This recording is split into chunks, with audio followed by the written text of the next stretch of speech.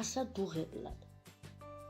ადუღების წინ ხინკალმა ზევი თუ ამოსვლა უნდა დაიწყოს. თუ აგვიანებს, ან მჭიდროდ არის ხინკალი, ქვაბი შეაქანებთ ხოლმე, რომ ხინკალი მაღლა ამოვიდეს.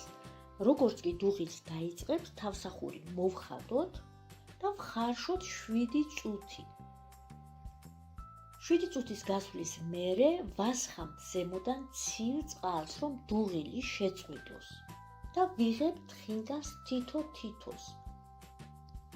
ნაჩვეტებიანი ჩამჩა ამოუდეთ ხინკალს, რომლის კუჭიც ქვევითაა და თეფშზეც თავდაპირველად ხინკალს ვალაგებთ კუჭებით ქვევით. გამოდის სასწაული ხინკალი, წვნიანი, ძალიან წვნიანი და რაც მთავარია ყველა ცოცხალი. როგორც ნახეთ, წვნიანი ხინკლის მთავარი საიდუმლო